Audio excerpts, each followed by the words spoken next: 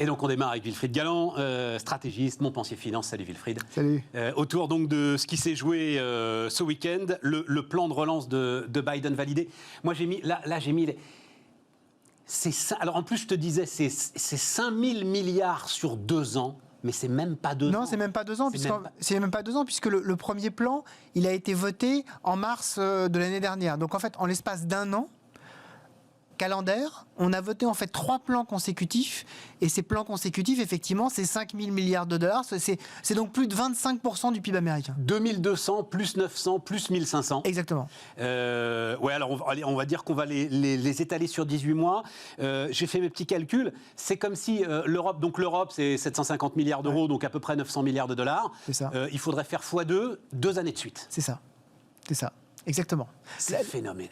Et encore, évidemment, on ne prend pas en compte, parce que ce serait du double comptage, mais quand même, la relance budgétaire, où on a quand même juste rajouté 3 000 milliards de dollars d'injection de liquidité. Alors, c'est nécessaire parce la que relance monétaire. La relance monétaire. On a juste injecté 3 000 milliards de dollars de plus. Alors, ça sert pour justement payer la dette qu'on va émettre pour payer le budget. Ouais. Mais pas que. Donc, en fait, il y a quand même en plus un petit effet monétaire. Donc, c'est juste considérable. C'est probablement le plan de relance le plus considérable de l'histoire, peut-être.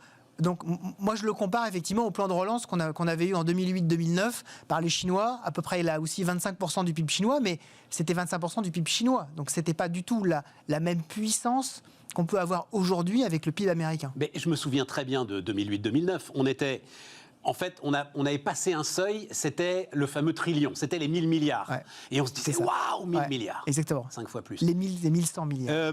Alors, parlons du dernier, là, donc des 1500 milliards, 422 milliards de dollars d'aide directe aux ménages. Oui. C'est-à-dire, c'est des chèques. Mais en fait, c'est la grande force des plans de relance américains. Chaque plan de relance américain se traduit par des chèques qui sont réellement, physiquement envoyés directement aux ménages américains, je dirais même encore davantage aux ménages qui sont enregistrés auprès du Trésor américain. Nous, chez Montpensier, on a un commercial qui est franco-américain. Ça fait, il a jamais vécu aux États-Unis de sa vie, mais évidemment, il est connu de l'IRS. Il a déjà reçu 2 chèques, un de 1200 et un de 600 dollars. Et très content, il dit tiens, c'est l'administration Trump qui m'envoie un chèque de 600 dollars. Signé en plus avec la grosse signature de Donald Trump. Là, il aura celle de Joe Biden. Bien sûr, exactement. En dessous de. Mais alors, tu me surprends parce que je pensais que les salaires de Montpensier étaient un peu supérieurs. Parce que là, c'est quand même capé, c'est-à-dire c'est 80 000 dollars. Ouais. Il faut 80 000 dollars de revenus par an pour avoir le chèque. Mais là, c'est là où il est malin, c'est qu'en fait, ce sont les revenus américains. Donc les revenus, ils prennent juste en compte les revenus américains. Comme il n'a pas de revenus américains ou quasiment pas. Incroyable. Voilà, il en reçoit directement. Ouais. Bon, grande question quand même sur est-ce qu'ils en font pas trop en fait. En fait, c'est à la fois le montant et comme on vient de le dire, les modalités. C'est-à-dire que c'est injecté directement. C'est véritablement, c'est l'hélicoptère monnaie. Alors ça vient pas de la Banque centrale, mais c'est véritablement de l'hélicoptère monnaie. Et donc c'est une incitation directe, en plus connaissant les Américains, à de la consommation extrêmement violente et extrêmement rapide sur des montants qui sont effectivement considérables. Et le véritable problème, c'est est-ce que l'économie américaine déjà est capable d'absorber, ou est-ce que l'économie mondiale, là je pense que oui, peut absorber si l'économie américaine ne peut pas absorber ce choc de demande brutale. C'est une vraie question aux États-Unis. Hein. Il y a véritablement des calculs qui sont faits en disant on va injecter là 1900 milliards, mettons allez 2000 milliards.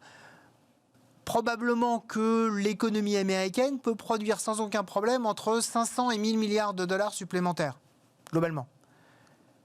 Est-ce que les 1900 milliards vont être consommés à 50%, à 100%, à 150%? Mais non, mais ils vont être consommés en produits chinois, quoi. Surtout en plus. Alors qu'il va y avoir en plus un creusement du déficit commercial qui va être historique aussi. Effectivement, la limite de tout ça, c'est est-ce qu'on ne va pas générer énormément d'inflation? Pour ne pas générer d'inflation, il faut garder les canaux d'importation ouvert et extrêmement fluide. Donc déjà, on a déjà supprimé les taxes avec l'Europe, donc ça c'est déjà on va en dire un mot de ça. C'est déjà une bonne nouvelle. Mais donc il faut effectivement qu'on alimente tout ça. Et c'est pour ça que moi je comparais ça au plan chinois de 2008-2009, parce que le plan chinois de 2008-2009, ce qu'on a beaucoup dit, à juste titre, c'est qu'il avait évidemment aidé la Chine, mais il avait surtout aidé le monde à se relancer avec des machines excavatrices, avec de l'immobilier, et après en vendant des voitures, des produits de luxe, etc. Là, en fait, on va avoir d'une certaine façon la même chose. C'est-à-dire que ce consommateur en dernier sort, qui est le consommateur américain, extrêmement puissant, il va aller alimenter les usines du monde et il va aller consommer des voitures allemandes. Sauf qu'elles sont déjà en surchauffe, les usines du monde. Sauf que tu trouves plus une seule puce informatique, sauf que tu payes le cuivre au prix de l'or, sauf que tu n'as plus un container si tu veux embarquer des chaises longues pour cet été. Enfin, et donc, oui, tu es en train de provoquer la surchauffe. Donc, le véritable sujet, c'est le pari de Joe Biden, c'est que, en fait, ces surchauffes-là sont des surchauffes extrêmement ponctuelles qui sont liées à un effet de surstockage, qui sont liées à un certain nombre d'éléments. De toi sur le extrêmement ponctuel, là sur les semi-conducteurs, moi, tous les gens avec qui je discute, non, mais je pense que c'est le pari. Dans les échos à la fin de la semaine dernière. Je pense que c'est le pari de l'administration américaine. Je pense que c'est un pari qui est quand même très audacieux.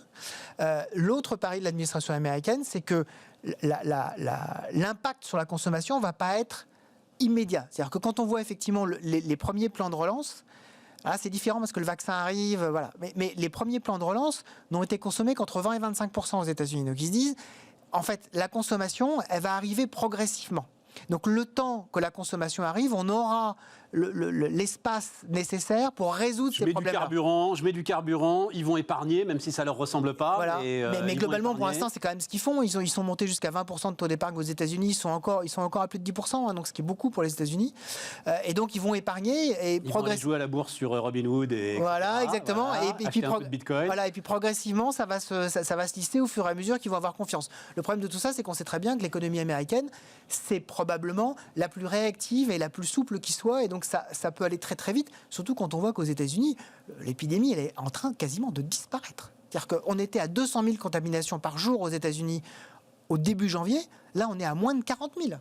Du fait de la vaccination ? Du fait de la vaccination, du fait peut-être d'autres phénomènes que moi je n'explique pas nécessairement, on est à 17%. La grande différence, c'est qu'ils ont, je crois que c'est la moitié des écoles encore qui sont fermées, par exemple. Voilà, mais on est à 17% de personnes qui ont reçu une injection aux États-Unis. Voilà, 17%. Donc c'est effectivement beaucoup. Mais là, effectivement, on est en train, l'épidémie est véritablement en train de disparaître. Donc si la confiance est là, on pourrait avoir un shoot de consommation très fort. Là, aujourd'hui, les prévisions de croissance aux États-Unis, jusqu'à présent, on était autour de 5%. Le FMI, la Banque mondiale disait entre 5 et 5,5%. Là, tous les instituts, ce week-end, ils ont commencé à le faire. On a eu Goldman Sachs, on a eu Oxford et on a eu Bank of America. Les trois sont entre 6,5 et 7% déjà. En disant, on ne pensait pas que le plan de relance, il allait être validé à 1 900 milliards. On pensait que ça allait être 1000. Et c'est 1 900. Alors c'est 1 900, mais en face, ils renoncent au salaire minimum, essentiellement pour des raisons de procédure d'ailleurs, mais ils renoncent au salaire minimum. Mais ils n'ont pas renoncé à leur futur plan d'infrastructure. Mais voilà, futur plan d'infrastructure, mais enfin, j'ai l'impression que depuis que je suis l'économie, j'entends parler de plan d'infrastructure. Oui, toujours. Oui. Obama avait un plan d'infrastructure, je pense que Reagan avait un plan d'infrastructure. Enfin, Clinton, ça lui a pas porté chance. Clinton avait un plan d'infrastructure. Un plan d'infrastructure. Bon, mais on va pouvoir leur vendre du Bordeaux, c'est ça la bonne nouvelle. C'est ça. Voilà. Est-ce que c'est un signe important ? Donc c'est essentiellement les sanctions commerciales liées aux différents Airbus-Boeing qui sont levées des deux côtés, en Europe et aux États-Unis. Sont suspendues pendant 4 mois. Tu as raison, c'est suspendu le terme, et donc notamment tout ce qui touchait le secteur viticole. Le secteur viticole français. Est-ce que c'est le signe d'une détente, d'un choix de Biden d'à nouveau faire alliance économique, commerciale avec l'Union européenne? Oui, je pense. En fait, ce qui est très clair, c'est que ce qu'a précisé Anthony Blinken, le secrétaire d'État, c'est il a précisé son plan vis-à-vis de la Chine et vis-à-vis de l'Europe. Vis-à-vis de la Chine, il a dit il est nécessaire d'être en concurrence quand on le doit, en partenariat quand il le faut, et en antagonie, ce qu'il appelle, quand c'est nécessaire. Et donc, il y a une espèce d'approche un peu multidimensionnelle vis-à-vis de la Chine. Et il dit pour ça, on a besoin de nos alliés. Ouais, c'est ça. Et donc, on a ce côté, alors, on le voit très clairement avec ce fameux groupe Quad qu'il est en train de ressusciter, c'est-à-dire entre le Japon, la Corée du Sud et l'Australie, en disant on va vous mettre ensemble autour des États-Unis en disant... Ce que Trump avait perdu d'ailleurs dans une alliance de libre-échange dont on avait parlé ensemble, signée par la Chine, les Japonais, les Australiens. Ça a été la première décision de Donald Trump quand il est rentré. À la maison, quoi. Ouais. C'est dire, je supprime le fameux partenariat transpacifique qui était bâti autour des États-Unis pour exclure la Chine. La Chine revient à l'intérieur, évidemment, profite de l'aubaine. Et là, les États-Unis, avec Biden, disent « Ok, on a bien compris. Maintenant, il s'agit effectivement de jouer sur nos alliés et d'être en concurrence avec la Chine, en compétition, en antagonie, mais aussi parfois en partenariat sur des dossiers climatiques ou autres dont on sait qu'on a besoin de la Chine. Donc une approche peut-être un peu plus subtile, une véritable approche de puissance. C'est-à-dire qu'est-ce que je suis prêt à sacrifier pour obtenir un certain nombre de buts. Et non pas une attitude. Trump avait une attitude, Biden a une approche de puissance. Dans cette approche de puissance, on a besoin d'alliés. Et l'allié numéro un, effectivement, on a le Japon, la Corée, l'Australie du côté Pacifique, et on a besoin surtout, c'est le premier principe de la guerre, de ne pas avoir des guerres sur les deux fronts. Donc d'alléger le front européen et de dire, on a besoin de vous, en particulier maintenant on a une nouvelle gouvernance à l'OMC, on a aussi besoin de vous pour que cette gouvernance soit aussi un peu américaine. Donc on a besoin des alliés. Ouais. Bon, il nous reste une 30. On n'en fait pas assez, nous, face à ça, nous, Européens, là face à ces 5 000 milliards, là, on joue petit bras en fait, on joue à l'européenne. C'est-à-dire que l'Europe, c'est d'abord un peu le plus petit dénominateur commun. Ouais, c'est ça. C'est-à-dire il faut que tout le monde soit embarqué. On a quand même fait un pas de géant en disant l'Europe va émettre des dettes pour la première fois dans un volume significatif. Donc ça, c'est quand même significatif. Après, la problématique, c'est que la mise en place est extrêmement lente. C'est un peu le problème européen. On est sur une grosse machine, un peu façon administration française. Ça prend énormément de temps. Nulle part, il y a cette idée d'envoyer directement de l'argent aux gens. Non. Nulle part. Non. Dans aucun plan de relance, ça ne nous ressemble pas. Parce que le véritable problème, c'est qu'on veut, et c'est également un problème français, on veut flécher. On veut être sûr que ça aille, entre guillemets, au bon endroit. Ouais. Sans dire, ce sont les acteurs économiques qui savent d'abord et avant tout ce qu'est le bon endroit. Approche américaine, les acteurs économiques savent ce qui est bon pour eux. Approche européano-centrée, jacobine. Nous, on sait ce qui est bon pour l'économie. On verra. Fonctionnaires qui savent. On verra qui aura raison. Wilfried Galland, stratégiste Montpensier Finance, donc notre premier invité sur Bismart. Et maintenant, on file à Dubaï.